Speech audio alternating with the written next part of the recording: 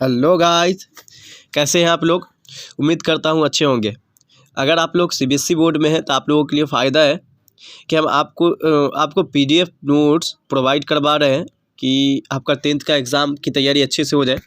ठीक है, हम कोशिश करेंगे कि साइंस पहले कवर करें, उसके बाद फिर अदर सब्जेक्ट पे चलेंगे। ठीक है, आपको ये नोट्स ये एग्ज़ाम के पॉइंट्स ऑफ व्यू से तैयार किया गया है आप लोगों के लिए सिर्फ स्पेशली।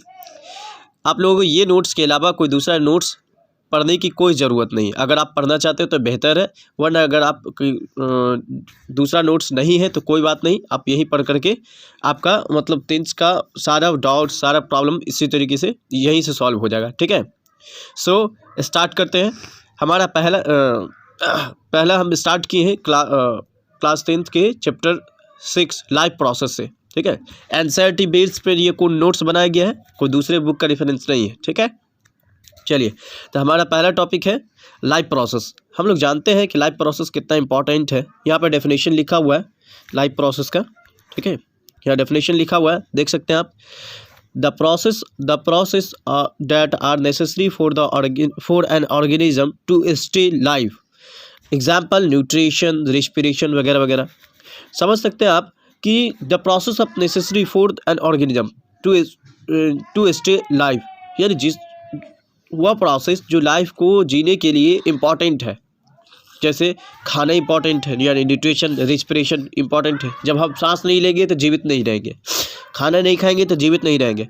यानी हमें जीवित रहने के लिए जो प्रोसेस की ज़रूरत होती है, हमें जीवित रहने के लिए जो प्रोसेस की ज़रूरत होती है, उसी प्रोसेस को हम लोग लाइफ प्रोसेस कहते हैं। इसमें हम मेनली पढ़ेंगे न्यूट्रिशन के बारे में पढ़ेंगे हम लोग। न्यूट्रिशन के बाद रेस्पिरेशन पढ़ेंगे, एक्सक्रीशन पढ़ेंगे, ट्रांसपोर्टेशन पढ़ेंगे। ठीक है, यहाँ पे देखिए दिया गया है क्राइटेरिया ऑफ लाइफ, प्रोसेस दिया गया है यहाँ। ठीक है, आप देख सकते हैं क्राइटेरिया ऑफ लाइफ प्रोसेस में दिया हुआ ग्रोथ एंड मूवमेंट दिया हुआ है। अब हम लोग समझेंगे न्यूट्रिशन क्या होता है। तो हम लोग जानते हैं कि nutrition it is the process of taking a food. ठीक है, it is the process of taking up food, utilization energy for growth, repair and maintenance and etc and excrete the waste material from the body. समझ सकते हैं हम लोग nutrition में क्या दिया गया है कि हम लोग जो फूड को यूटिलाइज करते हैं, लेते हैं, किसके लिए भाई? ग्रोथ होने के लिए, एनर्जी मेंटेन करने के लिए, जो हमारा जो बॉडी का पार्ट्स है उसको रिपेयर करने के लिए, अपने आप को मेंटेन करने के लिए, उसी प्रोसेस को हम लोग न्यूट्रिशन बोलते हैं। ओके, अगर न्यूट्रिशन की टाइप्स की बात करें तो टाइप्स ऑफ न्यूट्रिशन में 2 टाइप्स का होता है। एक पहला ऑटोट्रॉपिक न्यूट्रिशन, जो कि हम लोग नीचे में पढ़ेंगे। ठीक है, और दूसरा है पहला भी ऑटोट्रॉपिक न्यूट्रिशन दिया हुआ है, दूसरा हेट्रोट्रॉपिक है। हेट्रोट्रॉपिक नीचे देखेंगे, फिलहाल अभी हम ऑटोट्रॉपिक न्यूट्रिशन समझ रहे हैं। ऑटो मीन्स होता है सेल्फ और ट्रॉप मीन्स होता है नरिशमेंट। यानी ऑटोट्रॉपिक न्यूट्रिशन का मतलब ये हो गया कि जो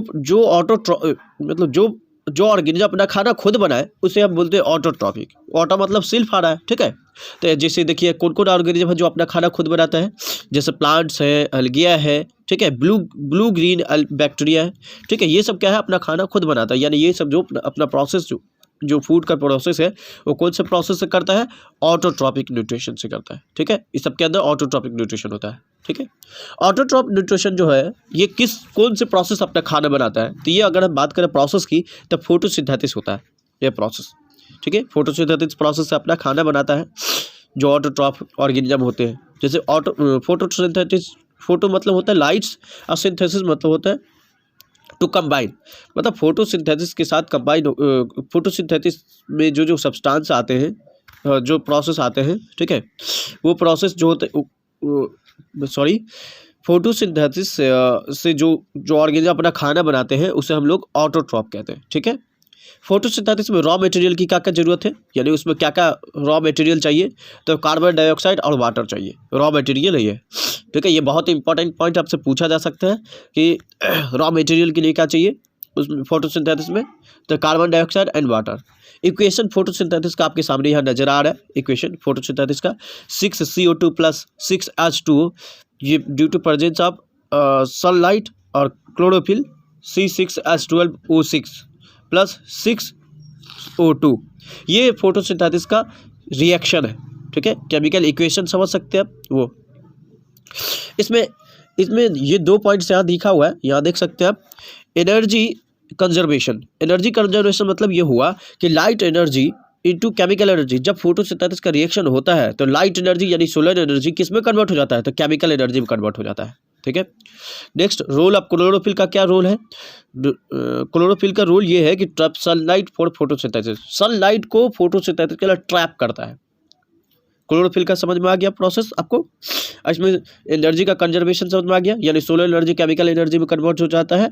और सनलाइट जो होता है, सनलाइट किसके द्वारा ट्रैप होता है, तो क्लोरोफिल के जरिए ट्रैप होता है। क्लोरोफिल नहीं होगा तो सनलाइट ट्रैप नहीं होगा। फोटोसिंथेसिस के लिए क्लोरोफिल का होना जरूरी है, और क्लोरोफिल सिर्फ और सिर्फ ग्रीन प्लांट्स में होता है, ये बात आपको याद रखना है। ठीक। उसके बाद factor of for autotrophic nutrition. Autotrophic nutrition के लिए क्या क्या फैक्टर रहते हैं, यहाँ पर 4 फैक्टर दिए हुए हैं। ठीक है, आप देख सकते हैं 4 फैक्टर दिया हुआ है इसका। चलिए अब हम लोग आगे देखते हैं। Carbon dioxide, water, light, temperature, ये सब 4 फैक्टर है ऑटोट्रॉपिक न्यूट्रिशन का। अब हम लोग समझते हैं स्टेप्स ऑफ फोटोसिंथेसिस। फोटोसिंथेसिस का जो स्टेप है क्या क्या है। सबसे पहला स्टेप में क्या होगा, फोटोसिंथेसिस का जो प्रोसेस होगा उसमें पहला स्टेप क्या होगा, सबसे पहले absorption of light energy by chlorophyll. Light energy यानी सनलाइट जो होता है उसको एब्जॉर्ब किया जाएगा सनलाइट के क्लोरोफिल के जरिए। ठीक है। Conservation of light energy into the chemical energy. ठीक है। उसके बाद क्या बताया गया सेकंड में कि लाइट एनर्जी जो है वो केमिकल एनर्जी में हो जाएगा, कन्वर्ट हो जाएगा। और दूसरा splitting water molecule into hydrogen और ऑक्सीजन। और वाटर मॉलिक्यूल में क्या होता है, H2 होता है। ठीक है, H2O, sorry for that, H2 होता है वाटर मॉलिक्यूल में, वाटर का फार्मूला। तो उसमें से हाइड्रोजन अलग और ऑक्सीजन अलग हो जाएगा, यानी हाइड्रोजन और ऑक्सीजन दोनों अलग अलग सेपरेट हो जाएगा। नेक्स्ट थर्ड प्रोसेस में बताया गया reduction of carbon dioxide to carbohydrate. Carbon dioxide जो है वो किसमें रिड्यूस हो जाएगा, कार्बोहाइड्रेट में रिड्यूस हो जाएगा, यानी कार्बन डाइऑक्साइड कार्बोहाइड्रेट में कन्वर्ट हो जाएगा। ठीक है। ये तीन स्टेप इसमें बताया गया। पहला बताया गया एब्जॉर्प्शन ऑफ सनलाइट का एब्जॉर्प्शन होगा क्लोरोफिल के जरिए। दूसरा बताया गया है केमिकल एनर्जी किस में कन्वर्ट हो जाएगा, लाइट एनर्जी केमिकल एनर्जी में कन्वर्ट हो जाएगा। तीसरा बताया गया है इसी में कि splitting of water molecule hydrogen और ऑक्सीजन में अलग अलग स्प्लिट हो जाएगा। थर्ड में बताया गया है कि कार्बन डाइऑक्साइड जो होता है वो किस में कन्वर्ट हो जाएगा, कार्बोहाइड्रेट में। ठीक है, रिड्यूस्ड हो जाएगा। नेक्स्ट बताया गया गैसेस एक्सचेंज, यहाँ देख सकते हैं आप लिखा हुआ है गैसेस एक्सचेंज। इसमें गैसेस एक्सचेंज क्या क्या होता है, तो इसमें गैस यूज, जो सबसे पहले गैस का जो यूज़ होता है यानी जो एयर का यूज़ होता है उस गैस का नाम है कार्बन डाइऑक्साइड। ये हम लोग बचपन से पढ़ते आते हैं कि प्लांट्स अपना जो जब फोटोसिंथेसिस का प्रोसेस होता है तो प्लांट जो क्या करता है कि कार्बन डाइऑक्साइड लेता है और ऑक्सीजन देता है, और बाई प्रोडक्ट क्या है इसका, ऑक्सीजन है। ये बात पॉइंट्स याद रखना है। ठीक है। सोर्सेस ऑफ रॉ मटेरियल का क्या क्या सोर्सेस, यानी रॉ मटेरियल उसमें क्या क्या चाहिए फोटोसिंथेसिस के लिए। ठीक है। कार्बन डाइऑक्साइड चाहिए तो लैंड प्लांट्स अगर होगा एक minute, carbon dioxide land plants, air aquatic plants water, यानी एक्वेटिक प्लांट्स होगा तो उसको वाटर की जरूरत पड़ेगी, और लैंड प्लांट्स है तो उसको एयर से मिल जाएगा कार्बन डाइऑक्साइड, यानी लैंड प्लांट्स है तो उसको कार्बन डाइऑक्साइड की जरूरत है, और एक्वेटिक प्लांट्स है तो उसको वाटर की जरूरत है। ठीक है। दूसरा बताइए वाटर एंड मिनरल, जो कि सॉइल से उसको मिल जाएगा। ये 2 चीज़ जो है मतलब मेन सोर्स है। ठीक है, फोटोसिंथेसिस के लिए। चलिए अब हम लोग समझते हैं दूसरा स्टेप ऑफ न्यूट्रिशन, जिसको बोलते हैं हम लोग हेटेरोट्रॉपिक न्यूट्रिशन। ठीक है, हम लोग हेटेरोट्रॉपिक न्यूट्रिशन के बारे में अच्छे से जानेंगे आप लोग। अब तक जो हम लोग पढ़े थे वो ऑटोट्रॉपिक न्यूट्रिशन था, ऑटोट्रॉपिक न्यूट्रिशन हमारा कंप्लीट हुआ। अब हम लोग समझ रहे हैं हेटेरोट्रॉपिक न्यूट्रिशन। देखिए ये जो वीडियो है, ये जो है मतलब वीडियो बनाया जा रहा है, सिर्फ शॉर्ट वीडियो बनाया जा रहा है। ठीक है, नोट्स के ऊपर उतना डिटेल में हम नहीं समझा रहे हैं, क्योंकि हम ये मान के चल रहे हैं कि आप लोग पहले से सब कुछ समझे होंगे। ठीक है, पहले सिलेबस आपका कवर अप होगा, और अगर आपका सिलेबस कवर अप नहीं है किसी वजह से, लॉकडाउन की वजह से या स्कूल बंद होने की वजह से या कोचिंग ट्यूशन बंद होने की वजह से अगर आप स्कूल नहीं जा पाए हैं, तो आपके पास ये चांसेस है कि ये वीडियो आप देख करके आप इस चैप्टर पे कमांड कर सकते हैं। अब इस तरीके से अगर हम नेक्स्ट चैप्टर का भी अगर वीडियो बनाते हैं तो वो वीडियो सिर्फ देख करके आपको उस चैप्टर का कवर अप हो जाएगा। यानी आप इतना सिर्फ पढ़ लेते हैं तो आपका 10th का जो है एग्ज़ाम ईजी हो सकता है, ये पढ़ के आप एग्ज़ाम दे सकते हैं, ये चैप्टर आपका कवर अप हो जाएगा। चलिए, हम तो ये कवर हम ये वादा नहीं कर सकते कि पूरा साइंस का वीडियो बना के देंगे, लेकिन इतना कोशिश करेंगे कि मतलब मेरी इच्छा यही रहेगी कि पूरा साइंस का हम कवर अप करवाएं। ठीक है, चलिए हम लोग चलते हैं अब नेक्स्ट हेटेरोट्रॉपिक न्यूट्रिशन की तरफ चलते हैं। हेटेरोट्रॉपिक न्यूट्रिशन में क्या होता है? हेटेरो मीन्स होता है अदर, ट्रॉप मीन्स होता है नरिशमेंट, यानी जो दूसरे से नरिशमेंट होता है। ठीक है, जैसे एनिमल्स होता है, प्लांट्स होता है, plants lacking chlorophyll like fungi. बहुत सारे ऐसे प्लांट्स भी होते हैं जिसके पास क्लोरोफिल नहीं होता है, जैसे फंजाई के पास क्लोरोफिल नहीं होता हो। उसका शेप होता है प्लांट्स के जैसा। अब मशरूम का नाम सुने होंगे, मशरूम होता है शेप जैसे प्लांट्स के जैसा, लेकिन उसके पास क्लोरोफिल नहीं होने की वजह से वो हेटेरोट्रॉप में आता है गिनती। उस तरीके कुछ ऐसे प्लांट्स भी होते हैं जिसके पास क्लोरोफिल नहीं होते हैं, तो वो हेटेरोट्रॉप कहलाते हैं। इसका मतलब ये नहीं है कि सारे प्लांट्स क्या होते हैं, हेटेरोट्रॉप होते हैं। हेटेरोट्रॉप बस वही प्लांट्स होते हैं जिसके पास क्लोरोफिल नहीं होता है, ये बात याद रखना है। ठीक है, चलिए हम लोग पढ़ते हैं अब सेप्रोफाइटिक न्यूट्रिशन। ठीक है, हेटेरोट्रॉपिक न्यूट्रिशन को ना मेनली अलग अलग भाग में बांटा गया है। जैसे आप समझ सकते हैं सेप्रोफाइटिक है, पैरासाइटिक है, होलोजोइक है। मतलब कह सकते हैं कि मेनली 3 भाग में बांटा गया है। Heterotrophic nutrition is of 3 types. Heterotrophic nutrition is of 3 types, जिसमें से पहला पढ़ेंगे saprophytic nutrition. An organism feeds on dead or decaying plants or animals material like example fungi, bacteria। Saprophytic उसको बोलते हैं जो एक ऑर्गेनिज्म सड़े गले चीज़ से अपना फूड मतलब ऑब्टेन करे। जैसे सड़े गले कोई चीज़ है, उस पर से कोई नया ऑर्गेनिज्म उससे एनर्जी ले रहा है अपना, तो उसको हम लोग बोलते हैं सेप्रोफाइटिक। ठीक है, जैसे आप देख सकते हैं बैक्टीरिया होता है, फंजाई होता है। ठीक है, अब रोटी वगैरह जैसे हम घर में खाते हैं, ठीक है, कुछ रोटी बच जाती है तो उस पर देखिए होंगे आप वाइट कलर का मतलब लग जाता है, जिसको घुआ बोल जाते हैं, घुआ लग जाना। ठीक है, तो ये जो होता है सेप्रोफाइटिक न्यूट्रिशन का ये होता है, सिम्बॉल्स होता है, साइंस होता है। ठीक है, मतलब जो सारे गले चीज़ पर, जैसे ब्रेड आप देखते हैं, ब्रेड जो होता है, हम लोग पाव ब्रेड जो होता है वो ब्रेड पे देखे होंगे एकदम धब्बा टाइप का लग जाता है। ठीक है, तो वो भी सेप्रोफाइटिक न्यूट्रिशन होगा, यानी सारे गले चीज़ से जो एनर्जी ऑब्टेन करता है दूसरा ऑर्गेनिज्म, उसको बोलते हैं सेप्रोफाइटिक न्यूट्रिशन। ठीक है, अब पैरासाइटिक क्या होता है, अब हम लोग समझते हैं दूसरा पैरासाइटिक। ठीक है, एग्जाम्पल्स आपको याद रखना है, एग्जाम्पल सब इंपॉर्टेंट होता है। ठीक है, सो एग्जाम्पल से आप कोई भी चीज़ को रिमाइंड कर सकते हैं, लेकिन डेफिनेशन याद करना पॉसिबल नहीं है, पर एग्जाम्पल जरूर याद रख सकते हैं। वैसे इसमें हम डेफिनेशन का भी इतना कम यूज़ किया गया है कि आप इतना समझिए कि इसमें एकदम छोटा मिनी लाइन यूज़ किया गया है, डेफिनेशन इतना लंबा भी नहीं दिया गया है। ठीक है, चलिए अब हम लोग समझते हैं पैरासाइटिक न्यूट्रिशन। पैरासाइटिक न्यूट्रिशन क्या होता है ये समझते हैं हम लोग। Organism obtain food from the body of another living host. ठीक है, ये आप पैरासाइटिक न्यूट्रिशन समझिए, क्या बोला गया है कि एक ऑर्गेनिज्म दूसरे ऑर्गेनिज्म से जो अपना न्यूट्रिशन लेता है, पर दोनों बॉडी जिंदा होना चाहिए। जैसे आप लोग समझ सकते हैं लीच, यानी जोक समझ सकते हैं आप, लीच जो होते हैं वो खाने वाला जिंदा और खिलाने वाला भी जिंदा, मतलब जिस पर वो है वो भी जिंदा है। ठीक है, यानी दोनों लिविंग बॉडी होना चाहिए, इसी को बोलते हैं होस्ट बॉडी। ठीक है, तो पैरासाइटिक में क्या होता है कि दोनों जिंदा होता है। जैसे आप समझ सकते हैं कि क्या बोलते हैं, जू समझते हैं आप, जो हमारे इसमें रहता है सर में जो होता है जू वगैरह सब, वो सब हमारे बॉडी में होता है, तो एज ए होस्ट रहता है। ठीक है, एज ए होस्ट वो हम मेरे उतना इंटरनली कोई नुकसान नहीं करता। ठीक है, इनफ कहीं कहीं तो फ़ायदा ही देता है। देखो parasitic nutrition is of 2 types होता है। पैरासाइटिक न्यूट्रिशन इसका 2 टाइप्स होते हैं, इंडो पैरासाइटिक और एक्सो पैरासाइटिक। जो लिविंग होस्ट बॉडी अगर हमारे बॉडी के अंदर है तो उसको बोलते हैं इंडो पैरासाइटिक, जैसे टिप वर्म है और राउंड वर्म है, समझ रहे हैं आप।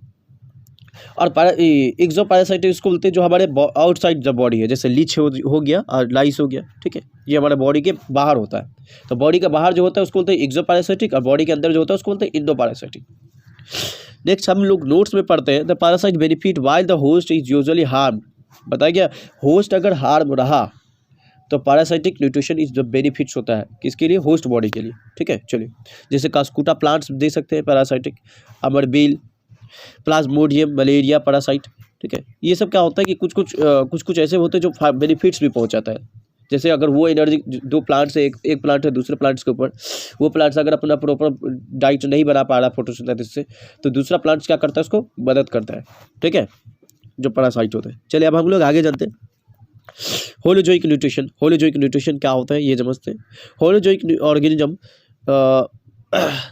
Mostly animal taking in whole food and the digest into the smaller particles with enzyme, amoeba, paramecium, paramecium animals, humans, pigs, ठीक है। अमीबा, पैरामीशियम वगैरह सब जो होता है, सब में होलोजोइक न्यूट्रिशन होती है। ये बात तो याद रखना है, क्योंकि अमीबा, पैरामीशियम से बहुत ज़्यादा क्वेश्चन पूछे जाते हैं, ठीक है। ये एग्जाम्पल आपको याद रखना है कि अमीबा, पैरामीशियम, ह्यूमन बींग्स और बाकी अदर एनिमल्स जो क्या होता है उसके अंदर न्यूट्रिशन होलोजोइक न्यूट्रिशन होता है, ठीक है। यानी मोस्टली ये कहे तो हम लोग फूड जो होता है बड़े बड़े अमाउंट में फूड खाते हैं और उसको फिर एकदम छोटा छोटा स्मॉलर पार्टिकल्स में कन्वर्ट कर देते हैं एंजाइम की मदद से, ठीक है। तो ये प्रोसेस क्या कहलाता है? होलोजोइक न्यूट्रिशन कहलाता है। Steps in holozoic nutrition, holozoic nutrition में क्या क्या स्टेप होते हैं? तो ये 4 स्टेप यहाँ पर दिया गया है, ठीक है। हालांकि देखा जाए तो 5 होता है, लेकिन यहाँ पे 4 ही लिखा गया है, ठीक है। यहाँ पे लिखा गया 4। चलिए हम लोग देख लेते हैं, बता भी देंगे कि 5वां क्या छूटा गया है। इंजेशन, पर इंजेशन किसको बोलते हैं? इंजेशन बोलते हैं जो हम फूड को इनटेक करते हैं, यानी माउथ के अंदर फूड को रखा गया। एनिमल या इंसान यानी ह्यूमन बींग्स जो होता है, जो फूड जो लेता है तो सबसे पहले माउथ में रखेगा ना। तो टेकिंग ऑफ फूड यानी माउथ में फूड का पुटिंग करना, ठीक है, इनटेकिंग करना, उसी को बोलते हैं इंजेशन। डाइजेशन क्या होता है? Digestion is the breaking down of complex food into the smaller absorbable form, ठीक है। डाइजेशन मतलब जो कि बड़ा बड़ा पार्टिकल्स को, फूड का जो पार्टिकल होता है उसको स्मॉलर पार्टिकल्स में कन्वर्ट करना, ठीक है, जो by the teeth, by the enzyme की, by the help of enzyme की मदद से या टीथ की मदद से जो हम छोटे छोटे पार्टिकल्स में फूड को तोड़ते हैं उसको बोलते हैं डाइजेशन, ठीक है। इसको इंजेशन, डाइजेशन, अब्जॉर्प्शन। अब नेक्स्ट एब्जॉर्प्शन यहाँ पर छूट गया है, ठीक है। तो देखिए एब्जॉर्प्शन वो होता है जो फूड जो छोटे छोटे पार्टिकल्स में जो टूट गया डाइजेस्टेड फूड, वो डाइजेस्टेड फूड को ब्लड के अंदर मिक्स करना, यही को एब्जॉर्प्शन बोलते हैं, ठीक है। इतना याद रखिएगा, ब्लड के अंदर मिक्स करना। अब एसिमिलेशन क्या होता है? Utilization of absorb food from the body के अंदर एब्जॉर्ब होना, जो फूड डाइजेस्ट हो चुका है, यानी एब्जॉर्ब जो फूड हो चुका है, ठीक है। तो एब्जॉर्प्शन समझ में आ गया। जो हम एब्जॉर्प्शन बोले मतलब डाइजेस्ट फूड का ब्लड के अंदर इंटर करना, वो कहलाता है एब्जॉर्प्शन। और एसिमिलेशन बोला जाता है कि उस ब्लड में जो एनर्जी जो यानी फूड जो एब्जॉर्ब हुआ है वो ब्लड का एनर्जी बॉडी के अंदर यूटिलाइज होना, ठीक है, उसी को बोलते हैं एसिमिलेशन, यानी यूज होना उस फूड का, ठीक है। अब अलग अलग कामों के लिए यूज़ होता है हमारे बॉडी में, ठीक है, एनर्जी प्रोवाइड करने के लिए, काम करने के लिए। अब इजेशन क्या होता है हम लोग समझते हैं, लास्ट स्टेप है इजेशन, ठीक है। चार स्टेप अब तक समझा चुके हैं, ठीक है। लास्ट स्टेप क्या है? Removing undigested food from the body, यानी जो हमारे बॉडी से जो यूज़ वाला सब्सटेंस नहीं होता है, खाने के बाद जो वेस्ट सब्सटेंस बच जाता है उसको बोलते हैं हम लोग इजेशन। जस्ट लाइक स्टूल समझ सकते हैं आप, ठीक है। चलिए न्यूट्रिशन इन ह्यूमन बींग्स के अंदर जो न्यूट्रिशन होता है वो हम ये आप नेक्स्ट क्लास में पढ़ेंगे, ठीक है। न्यूट्रिशन इन ह्यूमन बींग्स के अंदर न्यूट्रिशन कैसा होता है, ठीक है। आज के लिए इतना ही। All the very best.